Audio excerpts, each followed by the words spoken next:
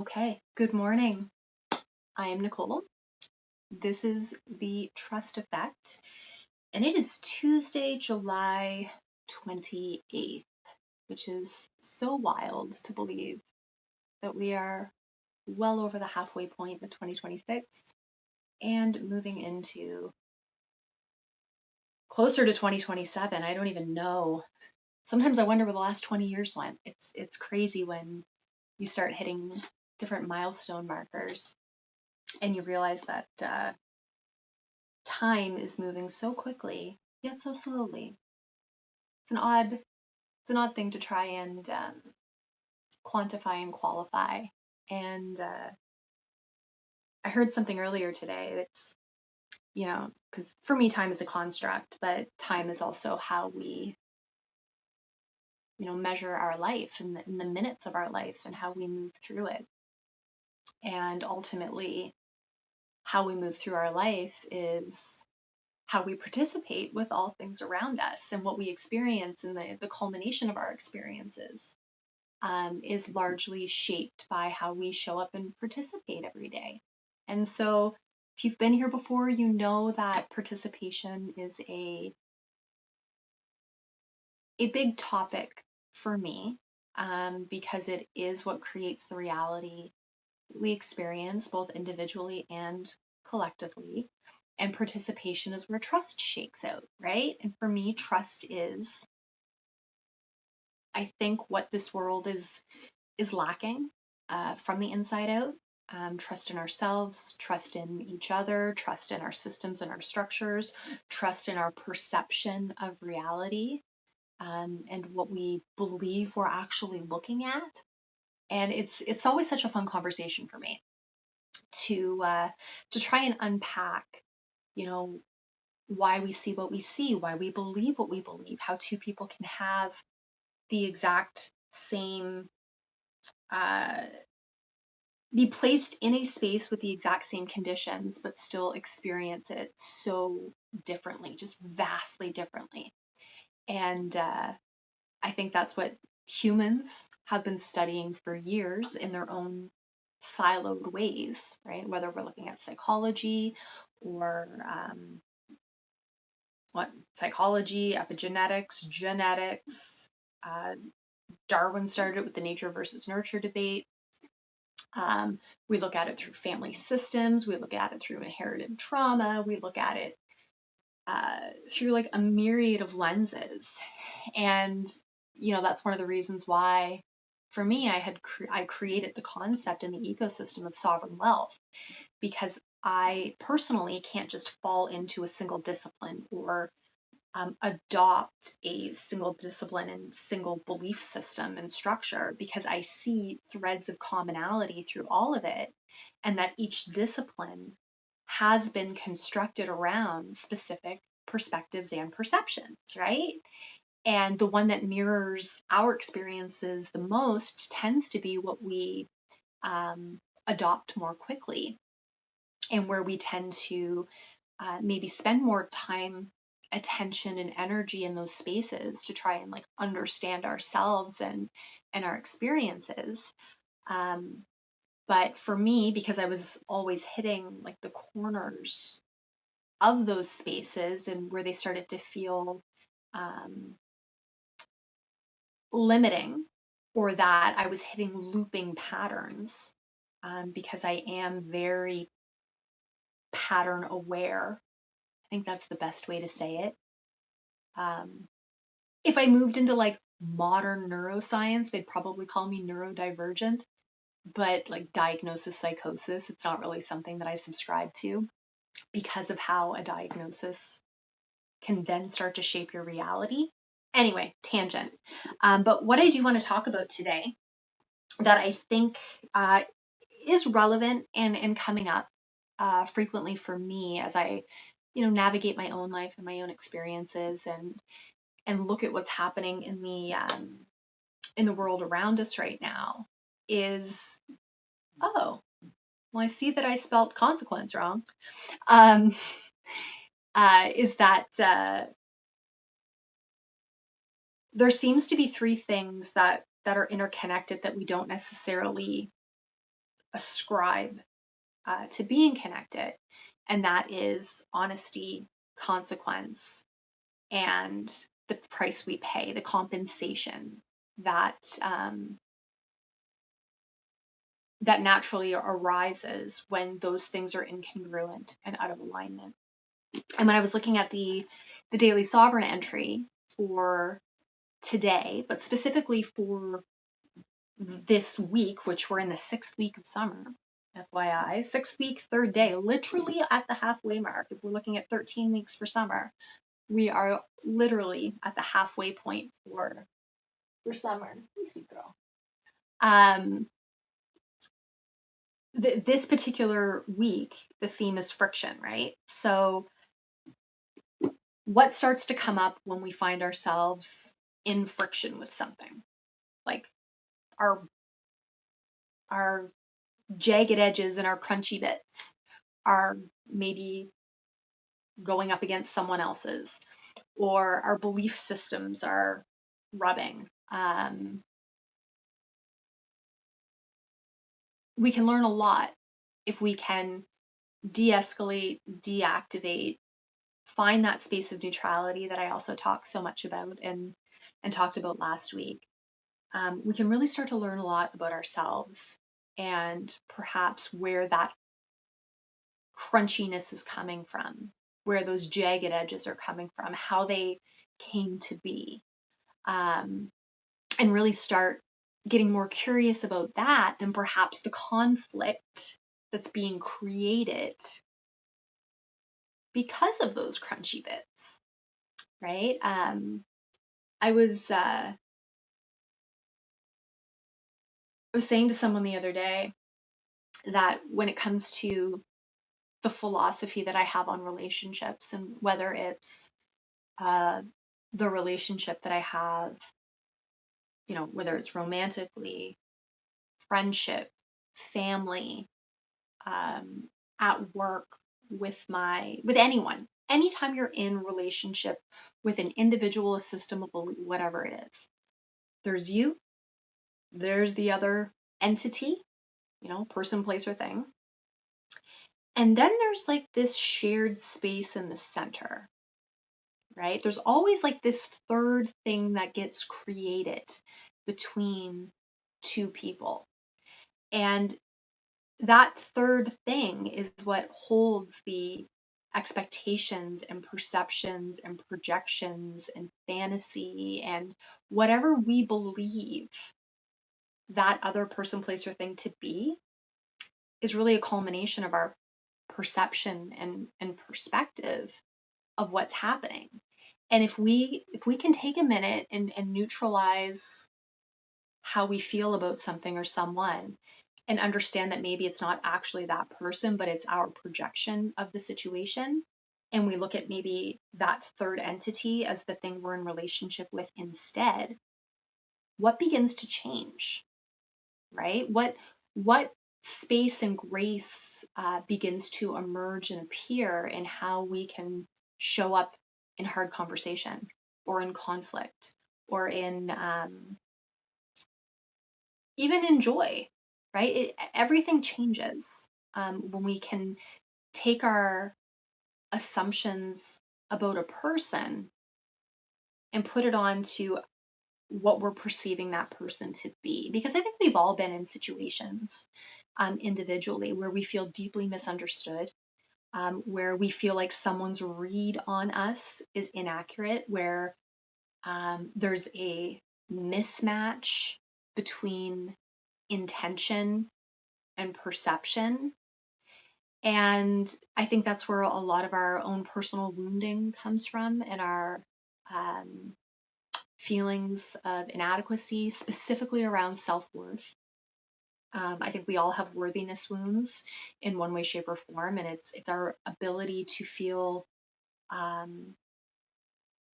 I'd say, our basic need to feel valuable, right? And not for what we produce, and not what we do for other people, and not who we're perceived to be, but like our innate value, that like, I am worthy just because I am. Like, I am worthy just because I am alive. And that's been stripped from us through a lot of social conditioning and the way our world has been constructed. It's actually why it is the primary reason why I created Sovereign Wealth. And I finally did it. I created the little posters. But it's why I created Sovereign Wealth, right? It's why I wanted to create this compass that allows you to look at, the 9 fields of your life, to be able to go, oh, I have these physical assets, emotional assets, intellectual assets, creative assets. Like, everything in my life can fit in one of these buckets and produce value, and not necessarily like monetarily value. Like, it's not something you necessarily convert into a currency and like a physical exchange right away, but it does produce value in one way, shape, or form. We also have our own inherent liabilities sitting in these spaces that we may not see is devaluing our like portfolio that we've created, this portfolio of our life, which has all of our value in it. Because as I've said many times, there's only 2 things of value in this world, and it's humanity, us, and the earth.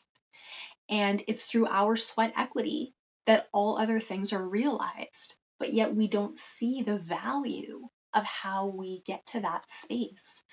And the more we can look at our life and all of the assets that we've accumulated throughout our lifetime, be it relationships, knowledge, creativity, ideas, our ability to be like emotionally regulated, our physical strengths, how we shape the environments that we live in, the belief systems. Like, do we constantly audit the belief systems that we live in? Like, all of that holds immense value. And the reason that I took it and decided to put it into like a wheel, like a compass like this, is because everything is interdependent. When you're strong here, you may be weak here. And if you think of this like a wheel, perhaps it might be a little flat in one area. It's not perfectly symmetrical. You're not running on a perfect circle, and I don't know that you ever will. But if you can start to identify areas that are severely depressed and overinflated, you can then go, where am I overvaluing myself? Where am I undervaluing myself? Where am I not seeing the value in what I have to offer? And start to perceive yourself differently. Start to look at the world around you differently. Start to value yourself differently. And it begins to shift how you show up in the world, how you participate, how everything starts to take form in your life. And it also deeply changes what you value in other people, right? We start moving out of, and this is where I feel like influence culture has been so detrimental, right? We're influenced by people that we don't know, who are, in more times than not, paid to show up a specific way. And if you were to look under the hood and if you were to meet them, you'd start to see a lot of misalignments. And it's not a judgment call on them, but it is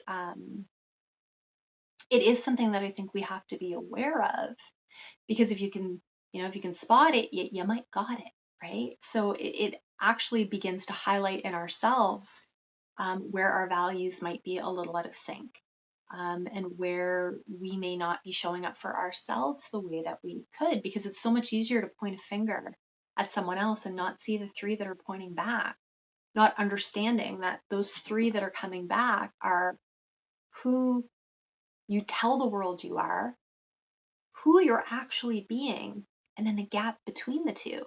And if we individually focused on that gap more to close the gap between who we tell the world we are and who we're actually being, what would actually start to change? Like, I think a lot, right?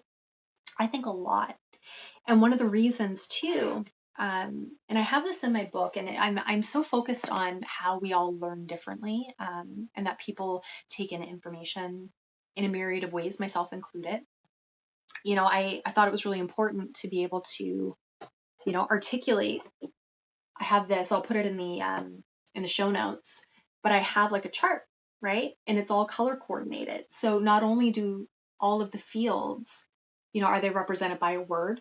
They're represented by a color. I have the expression of these fields as what they look like perhaps when you're collapsing, where your wheel might be a little flat, or where you're in alignment, where you may, have a more symmetrical wheel. But then I also have the symbols, because I think the symbols are important, right? So that you can look at something and go, oh. But when you're looking at my particular wheel, you're always going to notice that I have like this compass-like thing in the center. And this compass has been built for me off of the 4 conditions of trust, right? So you always will hear me talk about capacity and function and governance and continuity, and how trust gets formed based on how in alignment those factors are.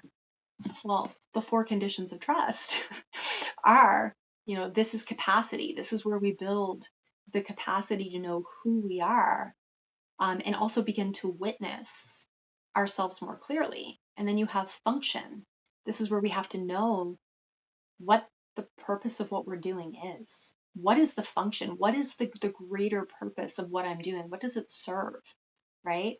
Your governance. This is, at an external level, it's the rules, the laws, the regulation, the legislation, all of the things that we operate inside of. These are the boundaries that you create for yourself.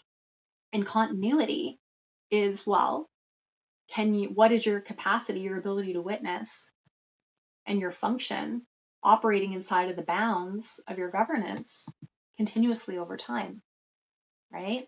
So I've created these symbols so that as I do different work, and specifically when I'm writing or creating individual things, I might pop like the capacity symbol on it so that oh, this is about the witness, right? On the Daily Sovereign, for example, I have the capacity symbol, but then I also have the ripple, right? Because you may have your capacity and function here, but every decision that you make has a ripple effect. So it's also to be aware when you see that ripple, that every decision has a greater ripple, a greater effect on the world around you. And I've spent a lot of time, trying to really thoughtfully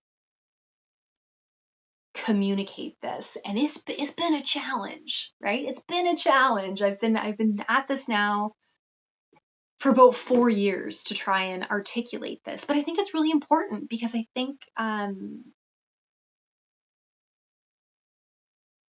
what I experienced in a lot of the corporate settings and in spaces where people are operating at, levels of success that most of us won't reach. We're getting into not even the 1%, like the hyper 1%. I've always said that the reason that they are as wealthy as they are, the reason they have what they have and they've accumulated what they accumulated, is because they build these insane dashboards that allow you to make quick decisions because you can see what you have, what is of value in front of your face at all times so that your decisions can be made quickly. They know what, like a private equity firm, for example, they have a very narrow focus. They know that there's only maybe specific businesses and sectors that they're interested in. And so they have them listed. They don't look outside of those sectors. They know what portfolios sit in each of those sectors. So they know that if they make a decision here, it might impact over here. And that information is at their fingertips. I built those dashboards for the private equity space so that they could always look at the assets that they were holding. And I could never help but think, like, in a business, you have a minute book, and in these spaces, you have these dashboards so that your value is constantly held in front of your face so you can make the best decisions. Why don't we as humans have the same thing? It's like we're driving blind all the time. And, maybe we'll get education in one area, and we may do some leadership training, or we may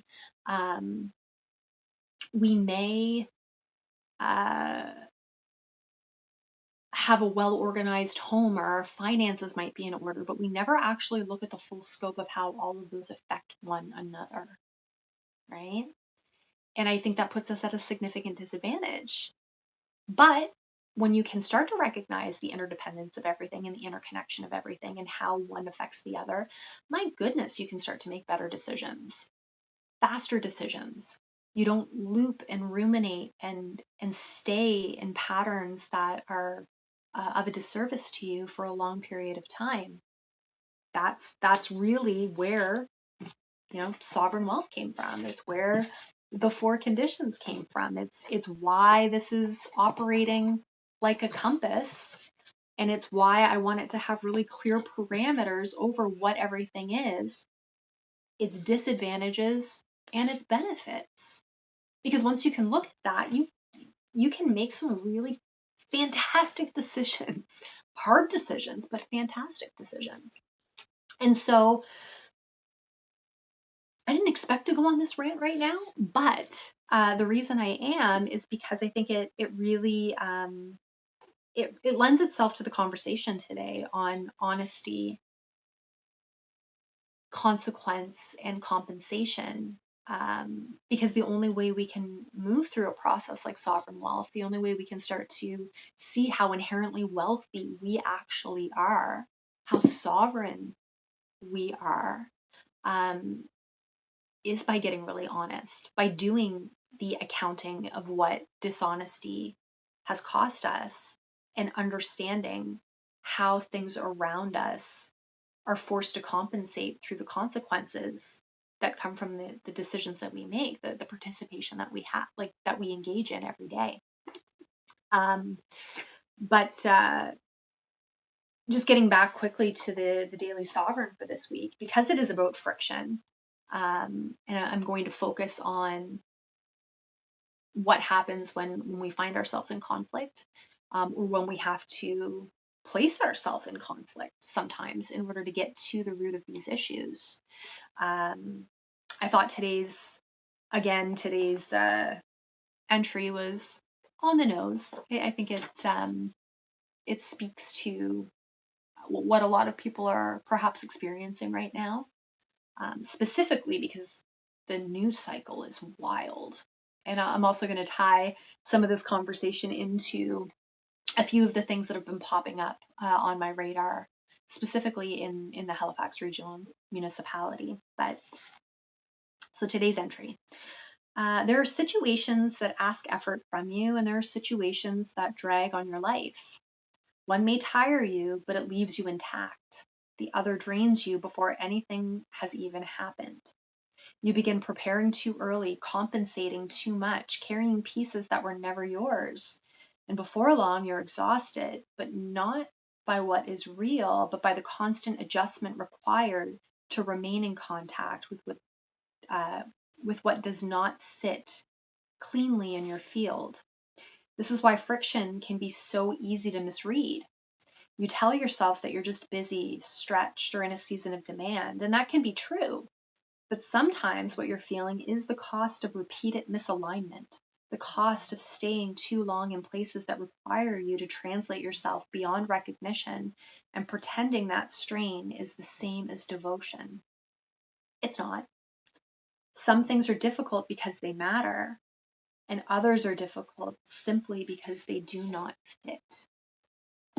Right? And that's where the sovereign wealth accounting piece is so important, right? And I think one of the other reasons, and then I'm going to veer off a little bit, one of the other reasons why creating sovereign wealth was so important for me is because as a society, we have been so obsessed with potential and potentiation. Like, what can something become? And I think that is so important. I think we always have to be aware of what something can become. Potential is what motivates us, it's what drives us, but it can't be the singular driving force. It can't be the single motivating force, because if you spend all of your time focused on potential, you can quickly overcapacitate yourself.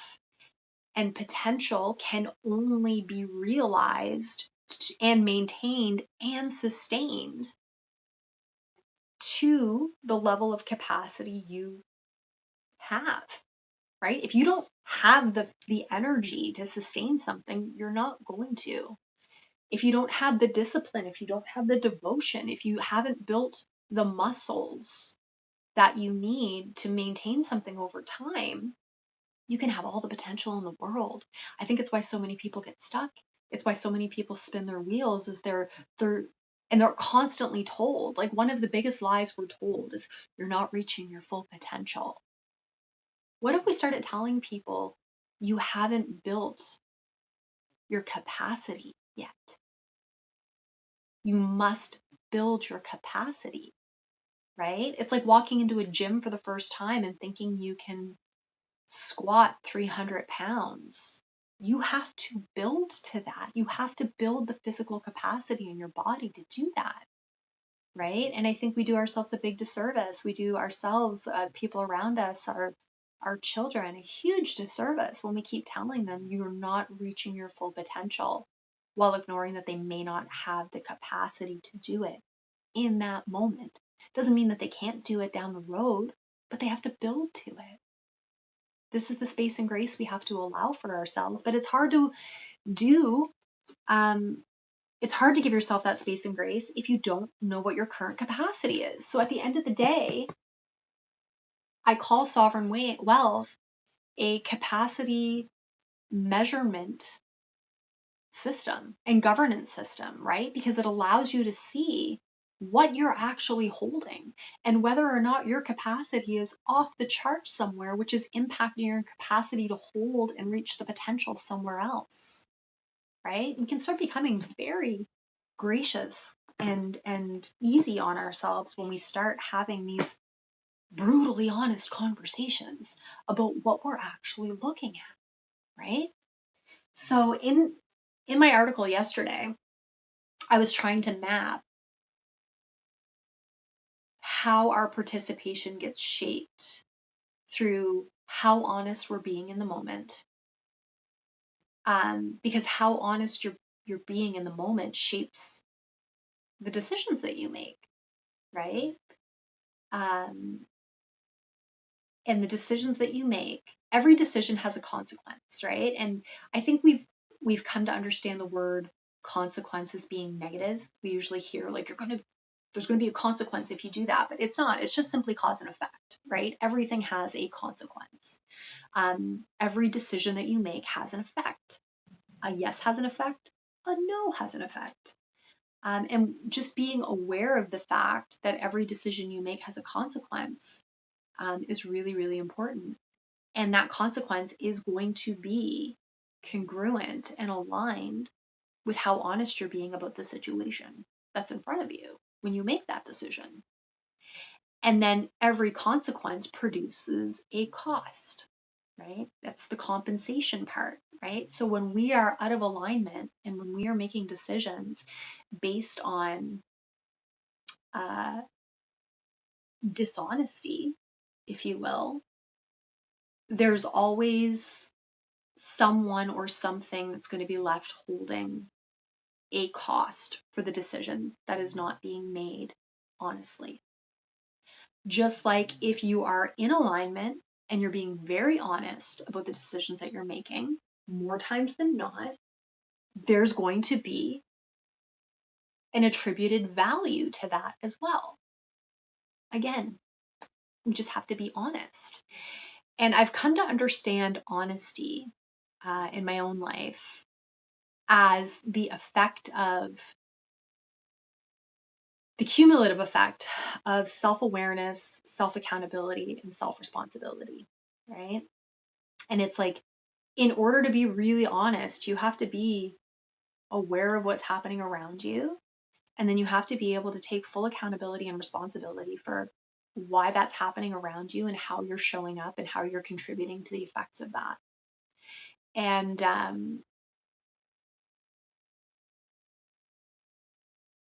in the absence of that, it's difficult, right? That's why it's a capacity that you must build. That's why building the capacity to witness your own life from a place of neutrality is so important. Like these concepts, I stack them regularly because it's again, with everything, they're not interdependent. They're absolutely connected. So you'll hear me talk about recurring themes, and I'm trying in each live stream to kind of go a little deeper in each one, which is why last week was on neutrality, and the week before was on how you read silence. I've talked a lot about what participation looks like, using our municipal structures as kind of a guideline.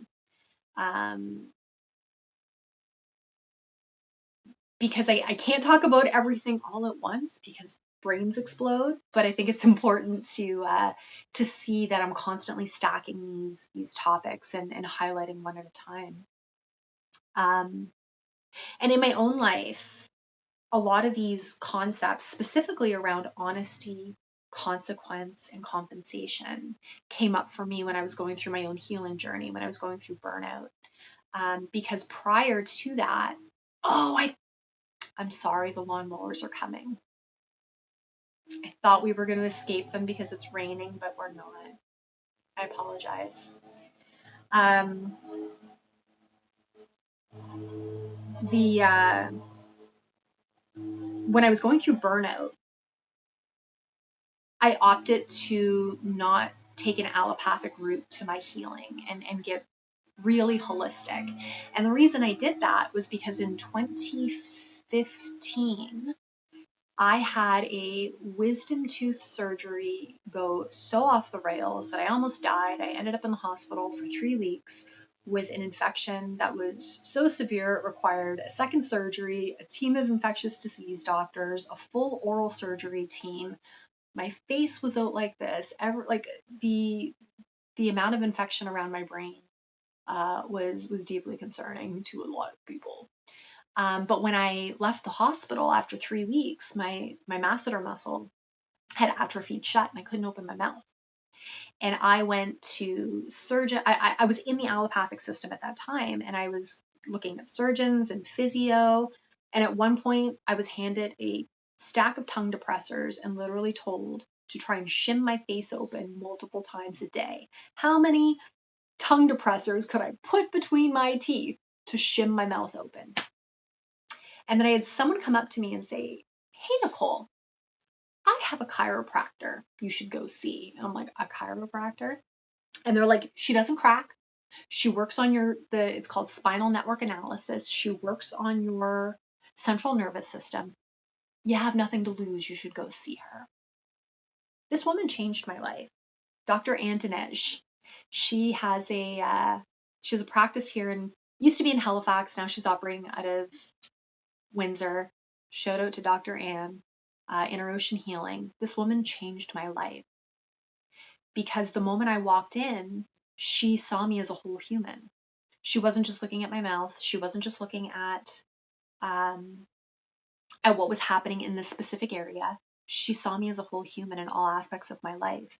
And she saw where I wasn't necessarily being honest with myself about the state of my life, who I was and how I got there.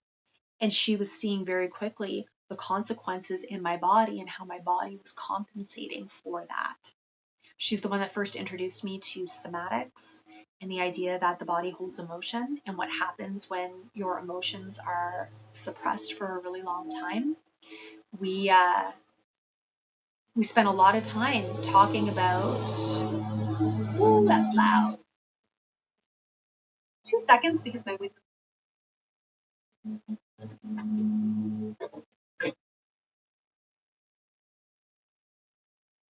Okay. We spent a lot of time talking about childhood trauma and things that I had experienced throughout my life, and perhaps where these things were showing up in my body and why. Um, and within 2 weeks, she had my mouth open. She had my mouth open.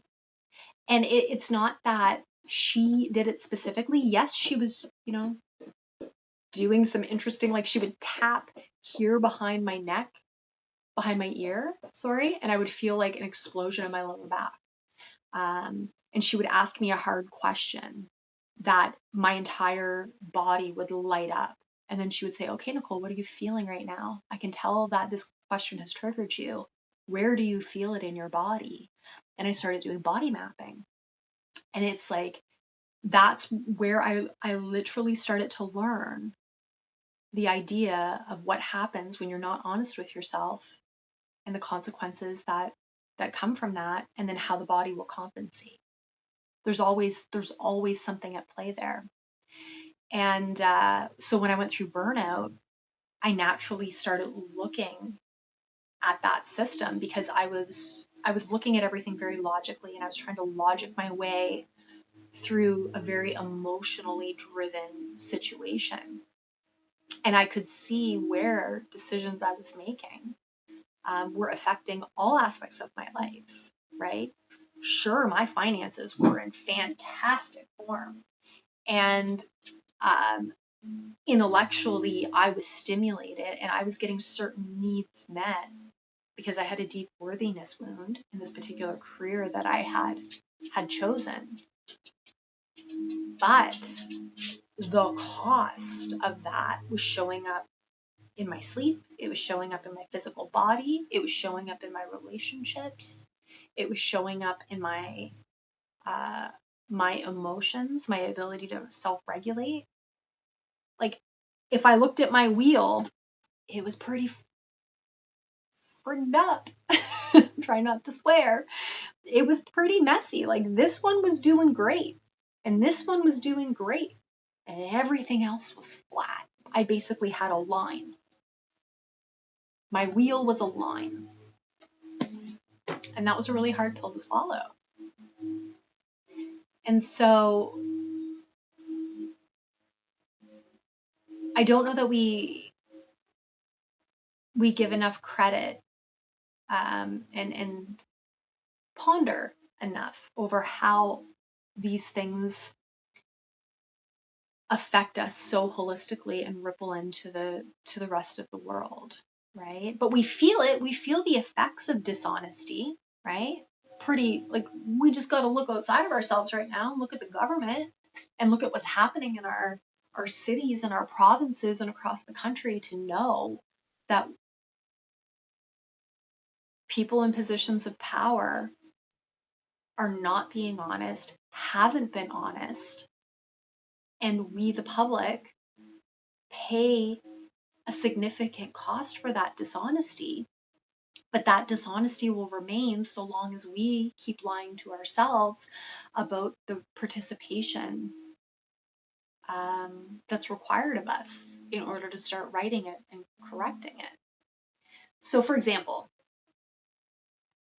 again, Halifax Regional Municipality, they made a decision, that's probably about 2 weeks ago now, to go to electronic ballots for the 2028 election. And I remember calling into the radio on, it was June 22nd, is like a week before they killed the station.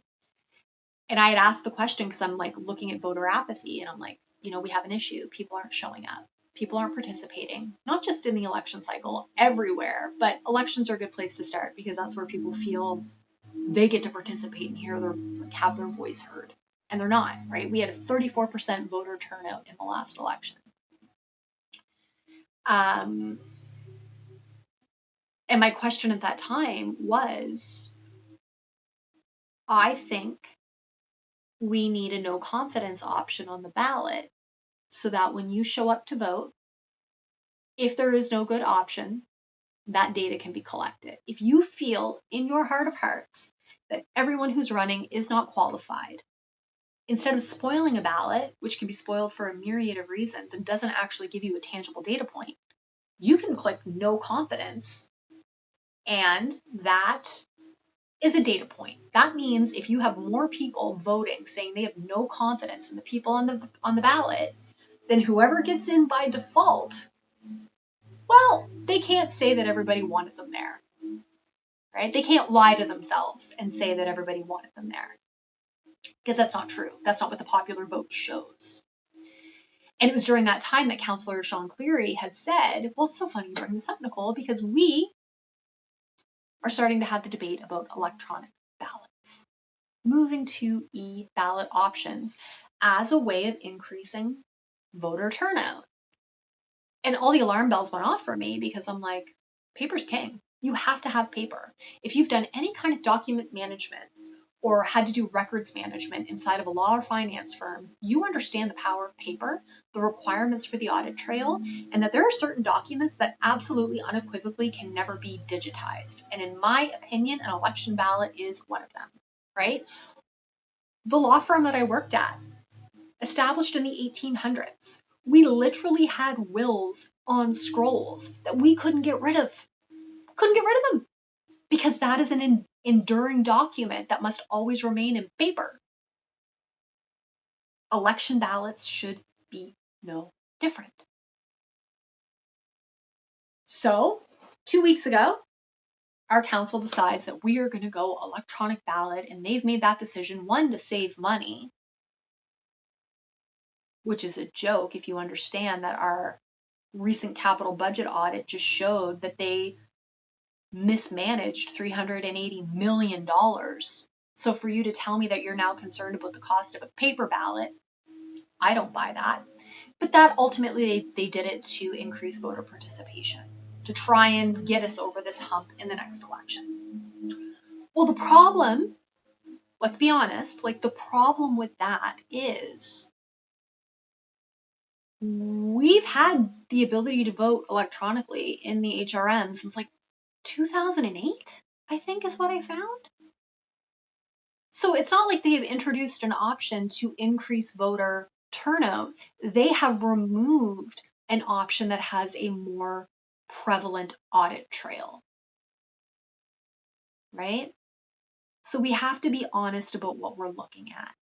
And then we have to look at the consequences of taking something where we no longer have like a tangible piece of paper that we can go back and scrutinize, that where we're going to have polling stations with people who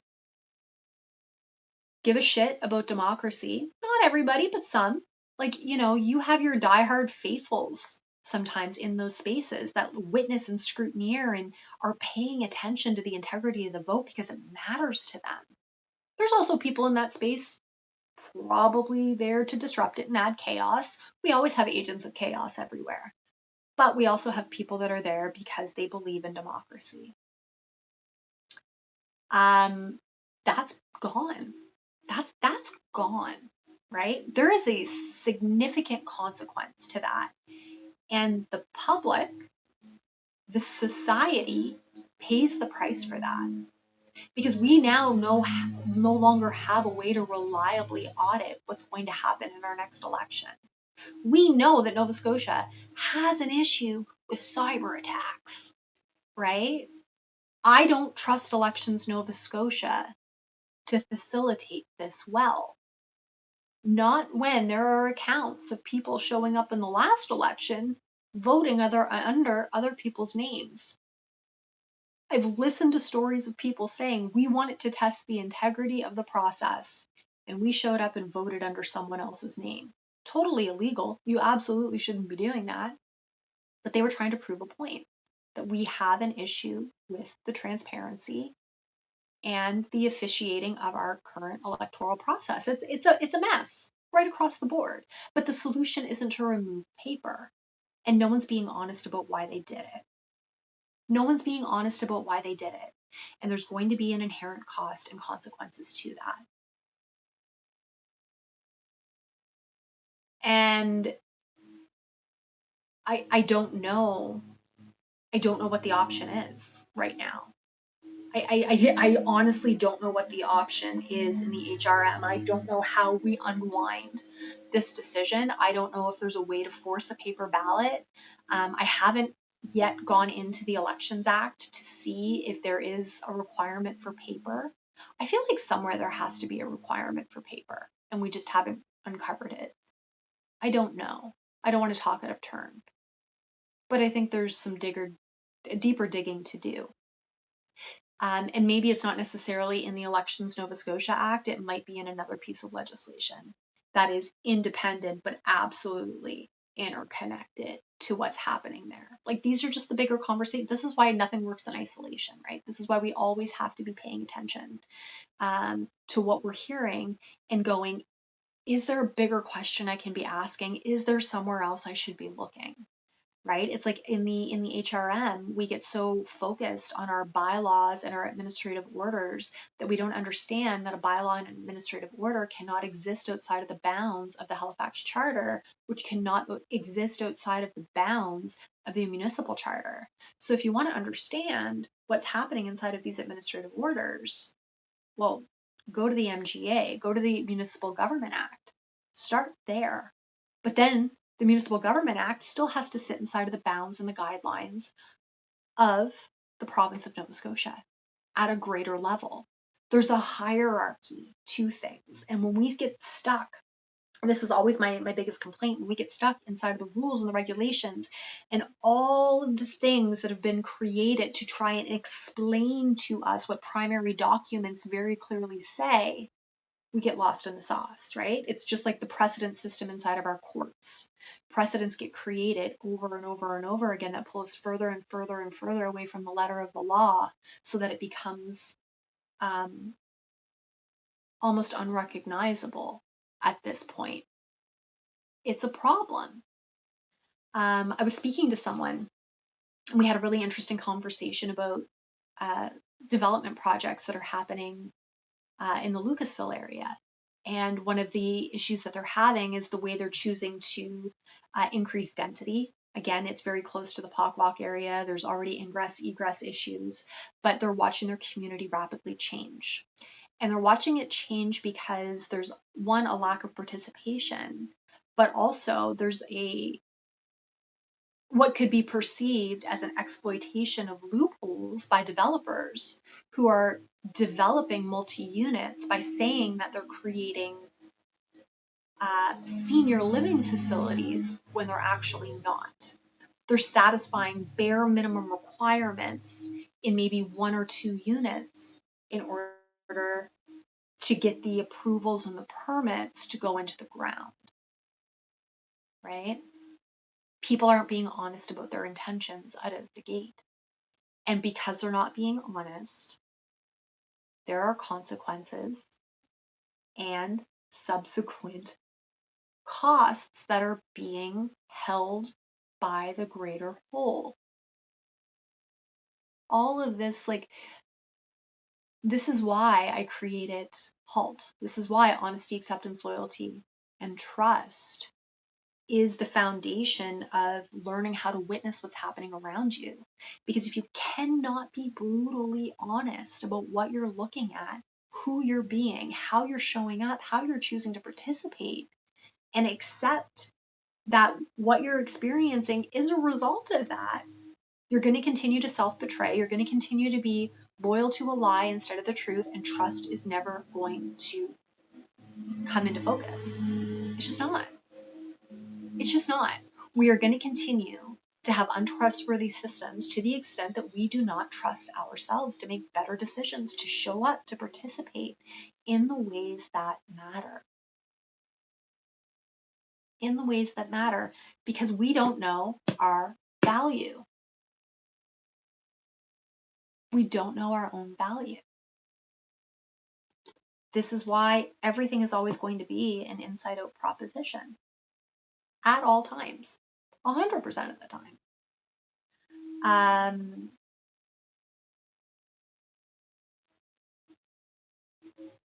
And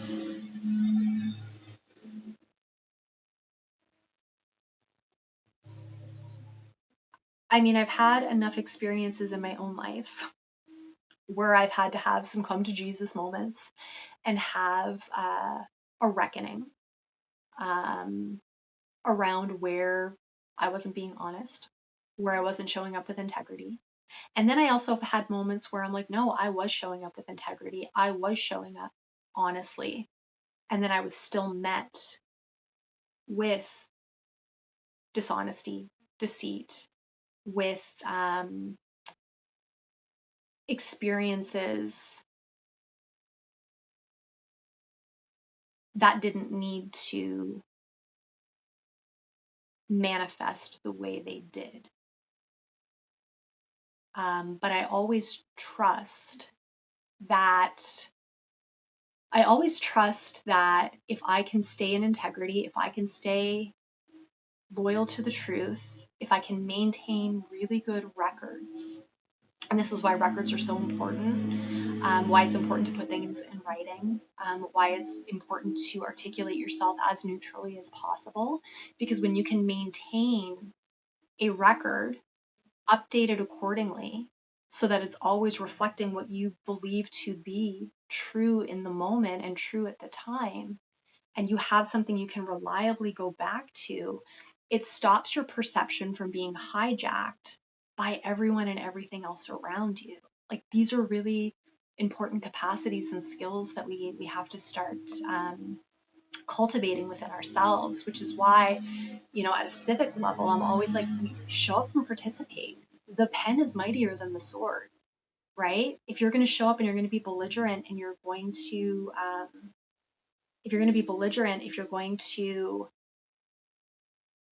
become adversarial in the systems that you're attempting to correct, like, no one wins. You can't show up with belligerence, which is why when you're writing, you have to be neutral. It's why last week I read the clause about ensuring that you're removing any and all assumption that you're attempting to coerce or threaten or blackmail, etc. Right? Because I've been in situations with people who were not wise enough to do that, who have threatened me on paper after doing something deceitful. I have the record of that. I can stand on that record. That record is something that I can use going forward should I need to take this particular issue into the courts. I can do that, right? And I can do it confidently because I stayed in integrity.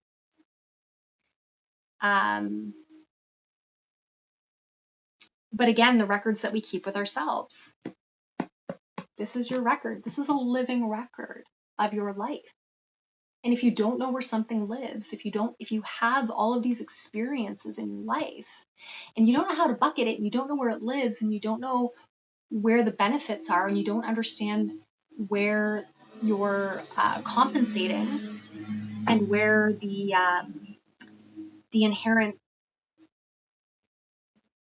deficits are sitting and how it's impacting the totality of your life with your time, attention, energy, it's going to be much harder to understand your intrinsic value and what you have to offer, right? Yeah, so to wrap this all up, and I hope I made sense, because I just had a lot of things happening around me while I was trying to have that conversation, and I don't actually know what I just said, so I apologize. I'll apologize. But I think it's really incumbent for us in all aspects of our life to really be more committed to being honest about what's happening in front of us, what we're looking at, how we're showing up in our life, who we're choosing to be, how we're choosing to participate. Because honesty, our ability to be honest, is absolutely going to have impact on the consequences that ripple out from us and the costs that get incurred based on those consequences, right? There's always an accounting that gets done, right? And if you can show up, the more honest you can show up, the less likely you are to end up indebted in one way, shape, or form, right? It also means that there's a lot of less backtracking and repair that you have to do on the other end, because that also takes a lot of time and energy if you're constantly in a state of repair instead of operating from a place of honesty out of the gate. Anyway,